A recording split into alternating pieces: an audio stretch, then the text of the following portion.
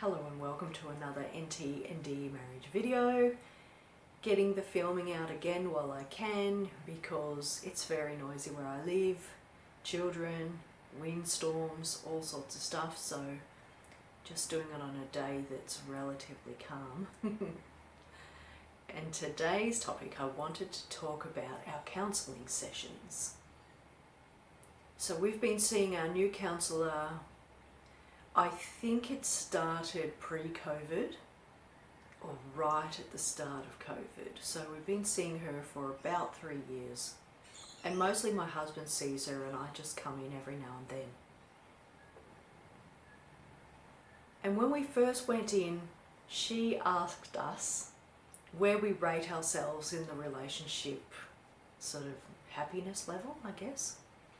And I said sort of a 2, 3, at 4 at best, you know. I was pretty miserable.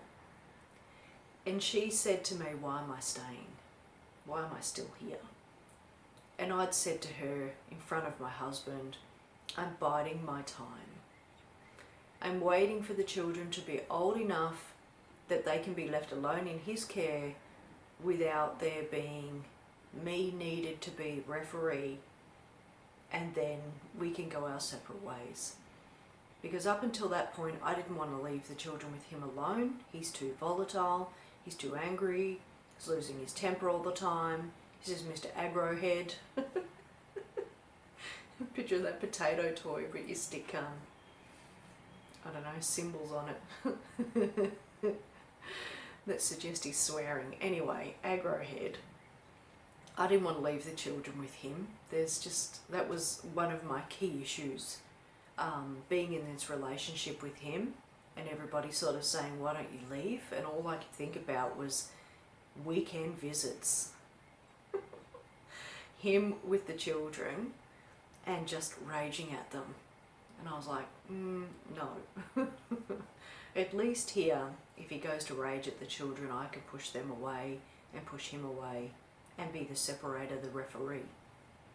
I couldn't have done that if we'd split up, and there's no way I was going to do that to the children. It would have made their life even worse. And it's hard enough as it is. As a parent, I've put my children in this situation where they've got this rageful dad, and I'm feeling pretty crummy as a mum because I've set this whole situation up. I chose him. This is now their fate, their life because of my choices, and I'm feeling bad enough. Let alone leaving him and then they go into his care without me? No chance. So I say to the counsellor, that's why I'm staying, biding my time. And obviously that was a little bit of a eye-opener for hubby. He was a bit shocked because I'd gone really quiet. As I've also mentioned in previous videos, I started grey rocking. Didn't know it was called that, but I just switched right off. I got really distant, really quiet, really just ignoring him, not having much to do with him, just over it. And of course, hubby had thought that that meant we were going well. Yeah, no. No, that meant that I had just unplugged, switched off. I wasn't interested anymore in him, the relationship, whatever. Just biding my time, waiting, and then I planned on living in separate places somehow. So yeah, shock to him, he starts to realise that all is not well, and that's how the counselling sessions started. So somewhere in that conversation, something must have twigged, because during our counselling sessions, which I said have been going for about 3 years, he stopped raging. And so the last time that he had any kind of aggro fit was the fan incident, which I made a previous video about, and he hasn't been rageful since, which is cool. I mean, really cool on one hand, but also really, really annoying on the other, because it meant that he could have done it years ago, and I wish that that had been our past. But again, we cannot change the past. So he's finally stopped raging. We go back to the counsellor and she says, how y'all's sitting now, right? I say, yeah, 6, 7, you know. He stopped raging. He stopped doing his critiquing. You know, we're going better. And I didn't say this to her, and I haven't really said it to anyone. But that 7 is contentment. It's not happiness. I am not happy. I am really quite... I've lost my joy in life. Everything just feels... ho-hum. But content. I'm content because I've got a roof over my head, food on the table, clothes on my back, my children are looked after, hubby's doing a good job providing for us. We kind of want for very little, so I'm content. The counsellor asked, how could we get you to a 8, 9 or 10? I said to her, I think 10 is impossibility. I think no relationship is a 10. I think all relationships have issues and faults, and a 10 would be highly improbable. Alright, how can we get it to an 8? She says. And I'm like, yeah, I think we've pretty much hit our level of anywhere we're ever going to be. Like 7. What I'm feeling now is about the highest I'm ever going to feel. And she's like, oh, okay. And then she says, what if he was to compliment you more? And I said, no, I don't want him to compliment me. And she was really surprised by that. She's like, wow, really, why not, sort of thing. And I found it really hard to explain to her, hence why I'm going to explain it in this video. We've been together 25 years, and for those 25 years, most of those 25, he hasn't complimented me much. If I go into percentages, and granted I'm making these percentages up, right? I haven't calculated and done the stats, but it's been 90% nothing. No compliments, just plodding along. Probably another 8% critiques, insults and digs, you know, do you honestly think you're doing a good enough job, you've missed this, you haven't done that, blah blah blah blah, pick.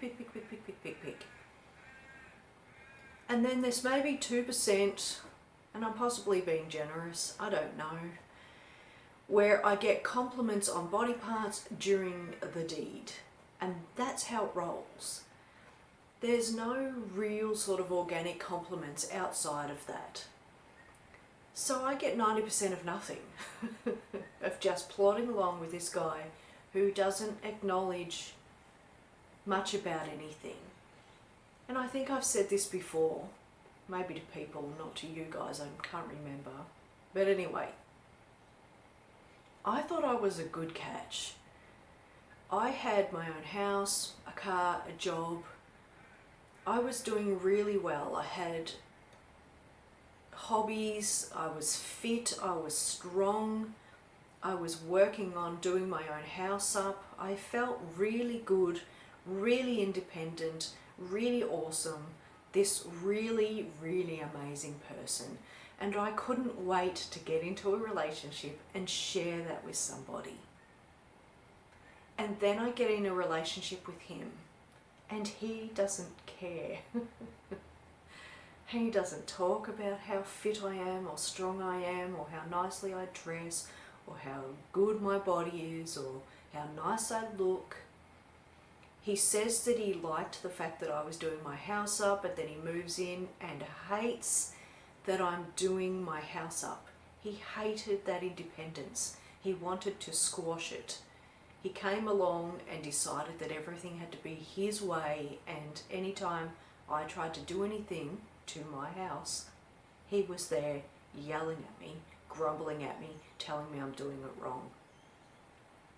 So he's kind of squashing me, you know, and I'm there fighting that feeling off for a really long time, fighting that feeling. Nope, you don't know me, I know me, you're wrong, I'm right. Go away, leave me alone. 20 odd years later, And I don't feel the way that I used to. Sorry, try not to get upset. Dude.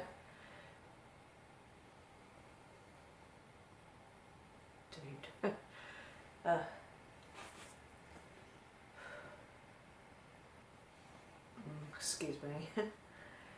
Yes, I don't feel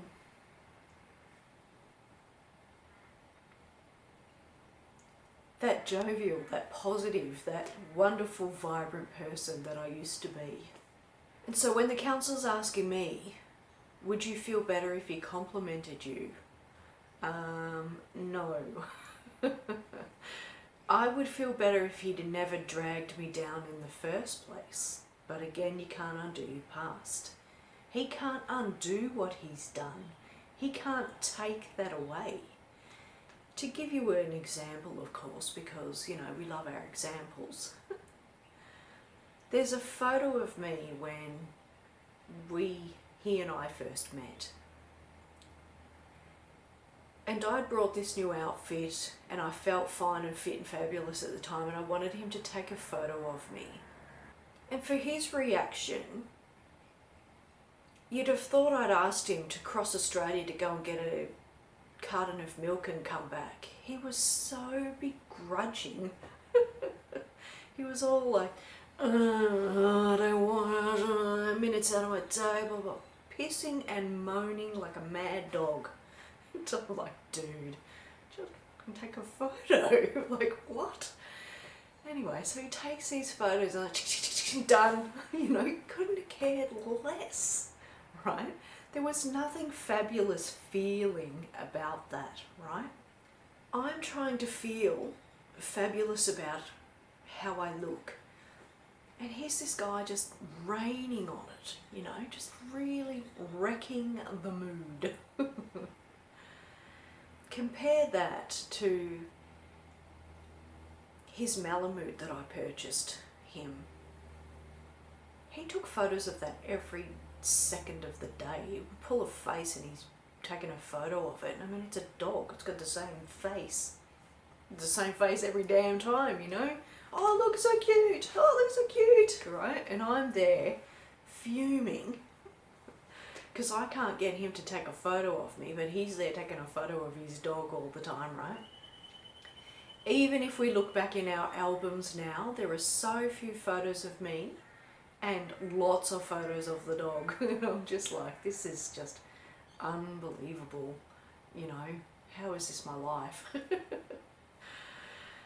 And then even more recently, which is still a few years ago now, he and I had gone on a hiking track with the children, and we get to this giant quartz cliff, and he goes, right, everybody strike a pose and we'll take a photo. And I get in there and he starts yelling at me to get out of the photo because he only wants to take a photo of the children. And I was so offended, I can't imagine. I was like, dude, ouch, could you be any more brutal? Anyway, the kids end up telling him, Dad, just take a photo with Mum in it. Jesus, what are you doing, right? And so we take the photo. But the point I'm getting at there is that doesn't make you feel good. It doesn't make you feel like your husband likes you or admires you or cherishes you or anything like that. So now when the counsellor says, would it help if he complimented you? No. I already get this very strong sense that he doesn't cherish or admire me. He can't compliment his way back into that. And keep in mind also that I'm now probably 10-15 kilos overweight, certainly considerably more heavier than I was then. And so when he comes up to me and tells me, oh, you're looking good, babe. And I mean, some of you might fall over as you hear me say that because maybe your partners don't even go there, right? I just think, shut up and go away and don't tell me. I don't want to know that you think I look good now that I'm 10 or 15 kilos heavier than when I was hot back then. I don't want to know. Leave me alone.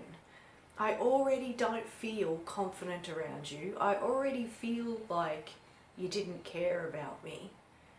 I'm not suddenly going to think that you do care about me, no matter what you say. Keep in mind also that this is the same guy that used to compliment his cousin because she could be a model. Now, I was as lovely and slim as she was back in the day. But he's begrudgingly taking photos of me. There's no, wow, you could be a model. There's nothing like that. She gets compliments, the dog gets photos, the kids get photos, and I get So, yeah, no, I don't want to be complimented by him anymore. I wanted it back then. And if I'd been complimented all of the time, I would certainly be feeling different now. If he'd always complimented me and then he was still complimenting me today, those compliments would mean something different. Let me put it this way. It's like if you have an abusive upbringing with crappy parents who never say a nice thing about you and they're always digging at you and making you feel crap. And then suddenly you turn 50, arbitrary number, but let's go with it, and one of your parents says, you're good at XYZ. I can't imagine what that would feel for you. But I imagine it's not going to undo the past. It's not going to take away any of that shitty history, any of that bad history, and you're suddenly going to feel better about yourself and how your parents found you growing up. That's what this is like. I don't suddenly feel better because he started to compliment me now that we're seeing this new counsellor. I think, yeah, that's nice, dear. But it's not going to make me feel better. It can't make me feel better. And besides, the compliments that he gives me are things like, thanks for doing the weeding, thanks for doing the dishes, good job with the garden, yada yada. It's perfunctory type of things. They're not even about me anyway. He wouldn't even know what compliment it is that I want to hear. And I wouldn't tell him, because then he's just got to say it to give me that one compliment that one time because I said so. And so it won't really be, it won't warm my heart, I suppose. And that's the thing, I don't know if this is normal, if people can relate. Am I just damaged? There's a possibility with that, definitely. But I just feel like I don't want his compliments now. It's 25 years in. I already get the sense that he didn't like me very much, and even if, because he says that's not how he feels, even if it isn't how he feels, and if he had always really liked me and just was too ignorant to ever say it, to ever know that he should say it, and he regrets not having said things, he regrets his past, he wishes that he'd done better and that he'd done differently. Even knowing that now does not detract from that feeling I had when I asked him to take me a photo because I felt like I looked good and he was so begrudging about it. Nothing he says will undo that feeling. I will have just gone through that moment feeling crappy because he didn't want to take a photo of me, and he wasn't nice when he took the photo of me. He wasn't, wow, you look good, face this way, lift your chin up, make sure the sun's not doing something, da-da-da. He wasn't anything like that. It was, if I have to. Thank you, can I go now? So it wasn't a warm feeling, and that can't be changed. That little sort of drop of water in the ocean set the wheels in motion. It might have been, say, one drop of calcium, fluoride, but it was one drop of fluoride here, one drop of fluoride there, one drop of fluoride there. Every time he did something or didn't give me the compliment that I wanted or sought or whatever, He poisoned the water. Now the water is poisoned. If he gives me a compliment now, it'd be like him getting a little dripper and sucking up a mill of water. It's going to take forever to undo that. And even if you could filter the fluoride out of the water, unlikely. So yeah, when he compliments me now, I actually feel a bit cringy, a bit, don't, you know. And like I said, I'll thank him for it and be nice about it, but internally it's doing nothing for me. And so that's the thing I couldn't explain to the counsellor. It was really hard for me to get that across to her. If he compliments me now, will it make me feel better? No. She's also saying to him that she wants him to take me on dates. So he came up to me the other day and he said, oh, I've been looking for places where we could go out dancing. I was like, please, don't even bother. For years, I wanted us to go dancing. We've probably been dancing 5 times in our relationship, which is once every 5 years. And of all the things that probably pee me off the most about the mask that he had when we met, was him saying to me that he loves to go dancing. I thought I had found my equal, my dancing equivalent, and that was not the case at all. We never went dancing. For somebody who loved to go dancing, it just did not happen, and I was fuming about that. It was the thing that I have struggled with and lost the most, because I love dancing. And once I'd gone from one side of Australia to the other side of Australia, and then I came back to Melbourne, the people that I'd gone dancing with had dispersed. I'd been gone for about 4 years. So they'd dispersed. We'd all lost contact and everything, and there was no dancing, no people to go dancing with. And I'd been 4 years with him with no dancing. And then we come back to my place and there's still no dancing. And then he suddenly says to me now that he's been looking for places where we can go dancing. And I said to him, no chance. No chance. If we go dancing now, I'm just going to look like a wannabe. And that is somebody who wishes that they were still fit and 20 and able to still bust a move. I can't bust a move these days. Too old, too unfit. It's like, dude, I do one song and I'm out for the count. There's no point going dancing now. I wouldn't even have fun. I would just be so... I mean, I've done it before with friends, before COVID. We would go out dancing and I was just so tired and unfit that I could barely bust a move.